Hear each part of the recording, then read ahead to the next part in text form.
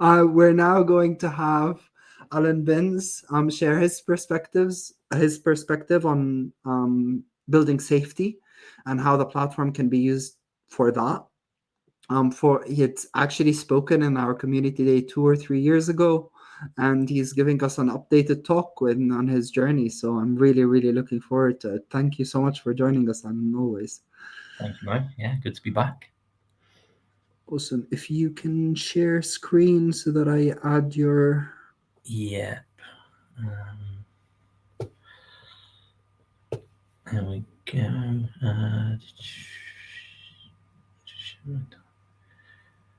Window. Start with that. Real. Amazing. Yeah, we're good. Okay. Perfect. I will So, go on stage. Thank you so much.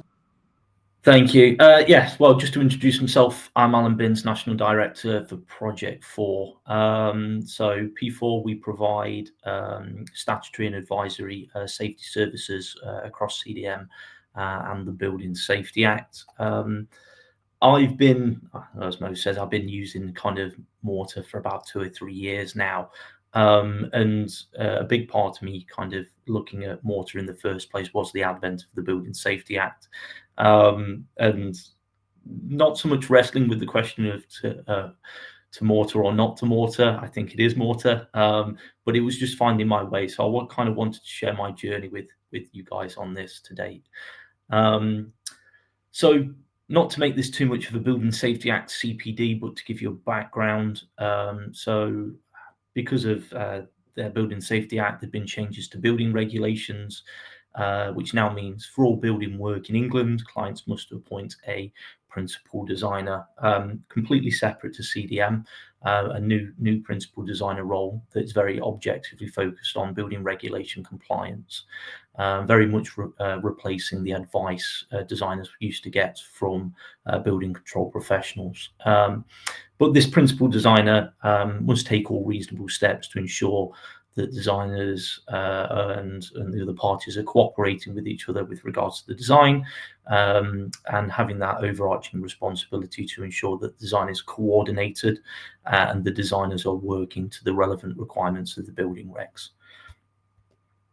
And because that's now a statutory kind of set of duties for an organisation to hold, it becomes very evidence-based.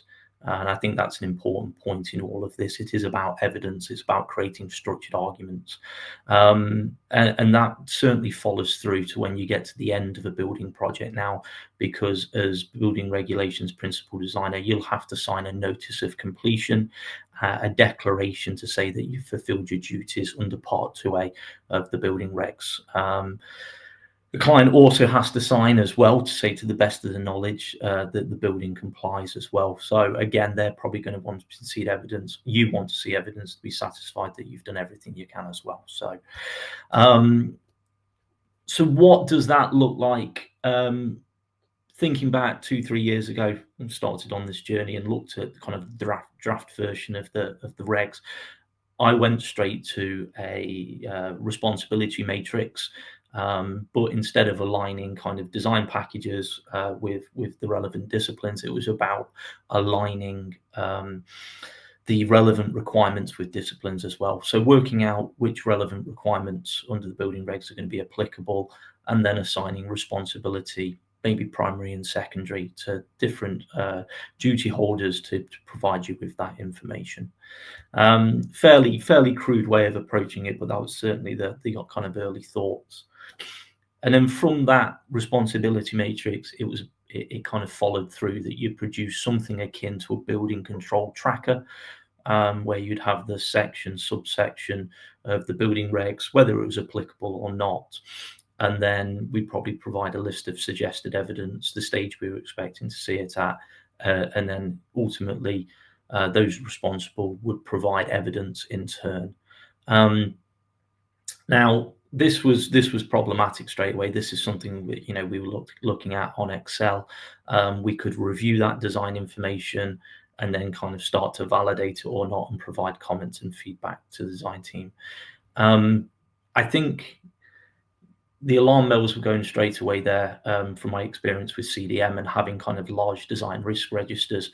Those things are very arbitrary. They don't really have, a very visual impact. It's really kind of difficult to understand, what's going on there as well.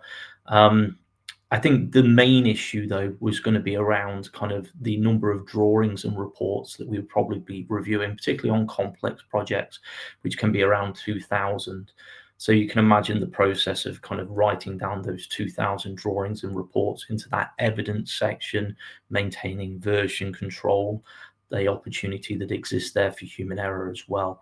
And also the kind of that wider piece that a plan check will probably take around 2+ weeks to carry out, when we're reviewing all of that design work. And by the time we've done that, the information on the CDE is probably advanced beyond what we've done. So making our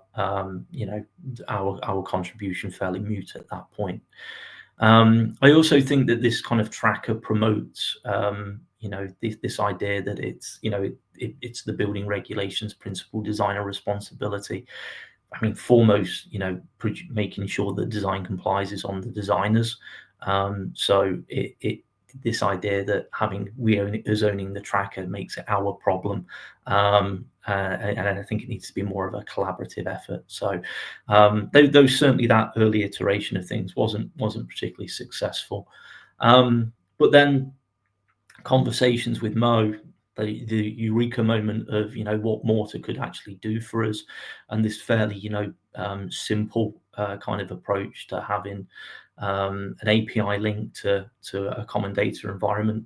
There are other ones available, not just Viewpoint, and then pulling all of those design files into there, having that tracker hosted on Mortar, and then being able to produce outputs from there. So whether that be kind of benchmark exports like CSV files or PDFs that we can share at certain points in time with the design team, or pushing it out via another API to Power BI as kind of like a live dashboard, to give a greater kind of visibility and a strong visual for people to engage with.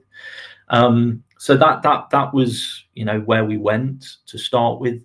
And as I said, we replicated the tracker. That tracker was, again, section, subsection, the functional requirement, what's applicable, who's the owner, and then getting through to the end columns there where we're providing evidence against suggested evidence. And that started to feel like we were going down the right direction. And particularly when we started looking at pulling the metadata through as well. And I got particularly excited about this idea that if we started to use uniclass classifications, then this could actually be a way of automating the evidence as well. So an example I would give, I think it's A2 ground conditions under the relevant requirements. We know that we're always going to expect to see something like a site investigation report phase 2. That will have a set uniclass classification. So the idea of being able to automate that into a set location for review every single time was something that we thought had real mileage. Yet to be fully explored, but yeah, there's certainly some thinking there. But then thinking about the outputs as well. In this kind of process, so we could produce a PDF. There could be links on there to Viewpoint as well, so we could start to engage with the design. And you could see at any point in time there might be the principal designer's comments on this tracker, and then you'll be able to click into it and understand what they were talking about. So that could be helpful. And then this is a bit of a game changer for us, to be honest, being able to produce a Power BI dashboard instead of that very arbitrary spreadsheet that we just share with clients and the rest of the design team. Being able to give everyone a link to a live dashboard that they could go on, that they could interact with. So having a percentage count about how compliant we are, how many items need more information, how many are not accepted, and then being able to filter by slices on the status, who the primary owners are, etc. as well. So this was really starting to pick up a bit of steam.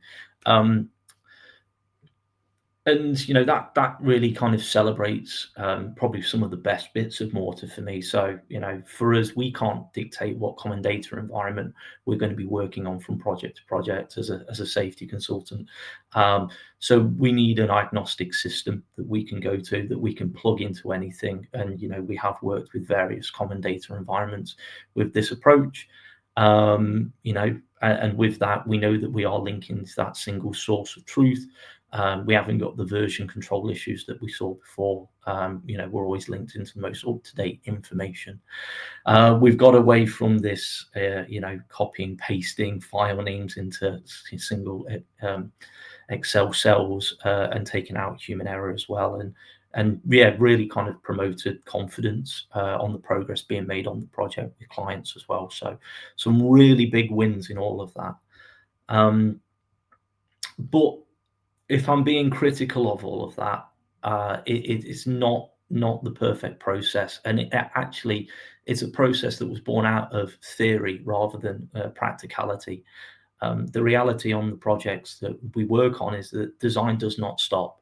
So if you've got a link to the common data environment, the files are always updating, and with that, we've got this inability to turn off the tap and carry out a plan check, and we end up I've put there being stuck on the hamster wheel, or in potential of doing kind of abortive works, because we could be in the middle of reviewing a particular file, and by the time we've reviewed it, someone's updated it. So there needs to be a distance created between the way that information is provided and information is reviewed. And I think probably up until about 6 months ago, that we weren't on that path, but that's been the kind of the eureka moment, I guess, since over those last 6 months. But it also does something else, and it actually puts designers to start thinking about responsibility as well. I think one of the things that, if we to give designers access to, say, a common data environment, and then we introduce Mortar into the mix as well, we're starting to split their attentions across two softwares. And I think there's probably something to be said for leaving everything in the common data environment and using Mortar in a slightly different way.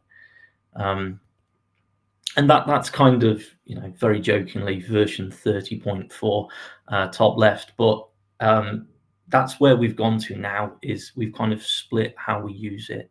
So part of Mortar on the hub, we kind of focus on the designer input idea. So just getting the information from the common data environment, filtering it accordingly, as you'll see, and getting whatever benchmark exports we want to see out of that. And then the next part of it is having a separate area for the principal designer to carry out their review on a set kind of bit of information, but then linking through and maintaining that Power BI as well.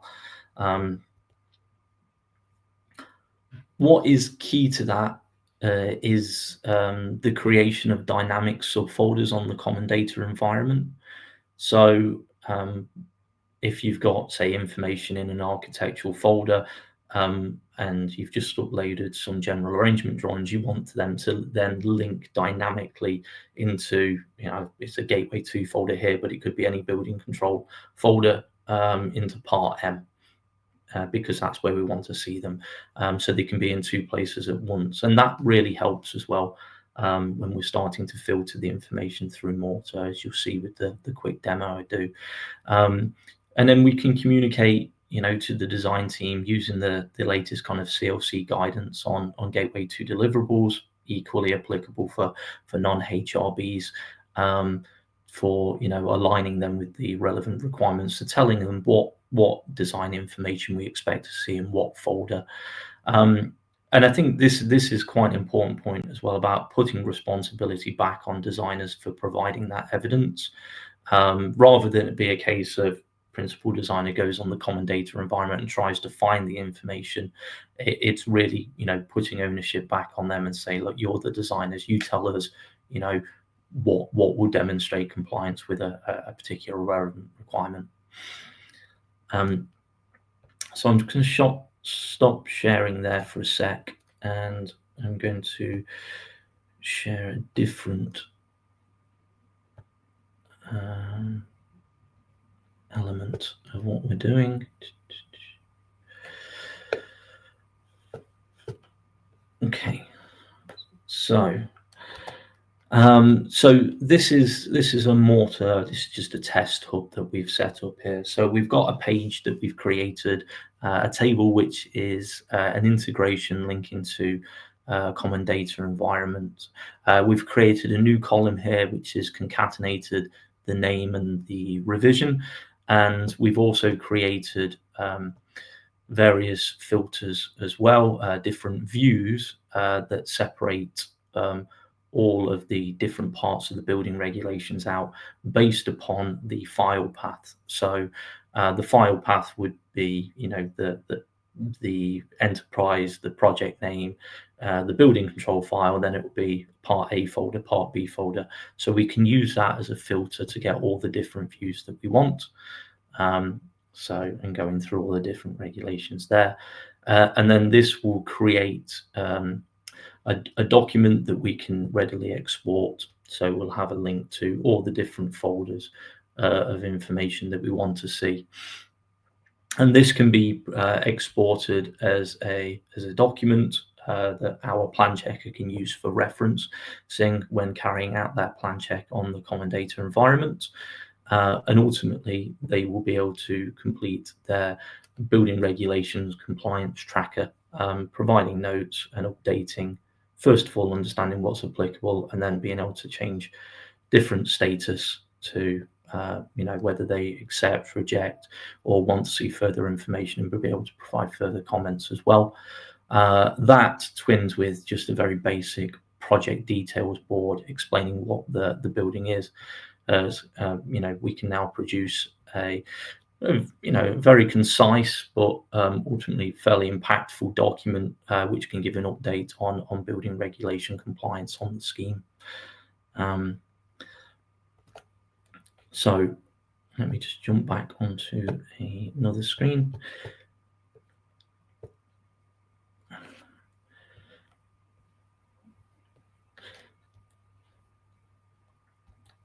So yeah, I mean, just to summarize that really as an approach, and Mo might thank me for giving him a bit of time back here. We'll have some questions, but getting designers to put dynamic evidence into those dynamic folders. It's about empowering them to have ownership over regulatory compliance on the scheme. Then being able to filter that through Mortar, get it to produce an evidence report, which the principal designer can use to carry out their plan check and update the compliance tracker. And then from that compliance tracker, we've got two options: creating a PDF, which is static as a benchmark, or pushing that out to Power BI as well. So yeah, I mean, that's kind of where we've got to as a process at the moment. It does, although that feels quite simplistic, and it's almost like we've stripped back some of the functionality of what we were originally trying to do with Mortar. It does feel, more suited to the working processes that we have on projects. But with that, I actually think we've got to a base level point now, which gives us a blueprint for how we might approach other ideas and other ways of working for other processes and deliverables. Certainly what we've produced there is a foundation for creating a building regulation compliance statement, housing all of the relevant files for each of the relevant requirements into a report. The next step there would be, to follow those CLC guidance for identify, clarify, and justify, explaining, what standards we're working to and why they're applicable. But equally with that as well, we are the building regulations principal designer. We take the ball, we run with it, and then we hand it over to the principal contractor to build on, not just evidence for why a design is compliant, but also why building work is compliant. So building in their tracker into this system would probably be one of the next steps that we look at, so we can dovetail those two processes as a a bigger picture working towards completion, gateway 3 kind of thing. And then outside of this kind of building regs piece, the same as processes that we've done there is definitely applicable to creating a pre-construction information pack under CDM, and also if you're structuring your folders correctly as well, safety case reports. So yeah, there are definitely other applications that we're starting to look at, and yeah, although it's taken a fair few goes at trying to work out how we approach this, I think we've started to settle on a way of working that can open up different avenues as well. So yeah, there you go, Mo. Amazing. Sorry, I think my computer is just freezing. Can you see me? You're frozen, but I can hear you. Okay. Sorry, everyone. Just 1 second. Awesome. First, I just wanted to say thank you so much for sharing that. And thanks for sharing your insights and coming back to do that. Like, I think some people would go, I've taken these lessons and I don't want to share them with people. But like the whole point of this, I think this actually talk is a perfect example of why this community exists. I don't think there is anyone in the whole Morta community who's spent as much time thinking around specifically the Building Safety Act and how Morta can play a role within that. And you've evolved the approach over time. And a lot of people who are within the community now are looking at the same topic, and they'll benefit massively from you sharing your insights over what worked and what didn't work and the realities of projects and how to actually make it work, make it genuinely useful and make it fit with the ways the project works. So I really, really appreciate you sharing that with us. I really appreciate you reflecting and sharing your insights with the wider community. Thank you so much. Brilliant. Great. Is there any questions for me to take, or have I just got you back on track enough? I am. We are 15 minutes off track. Yeah. Happy to pick up anything over emails or anything else like that as well. So yeah. No, thank you so much. Thank you so much, Allan, for joining us. Thanks for being such an active member of the community, and we really, really appreciate you being with us. Brilliant. Good to see you again. Cheers, mate. Thank you so much. Have a really good one.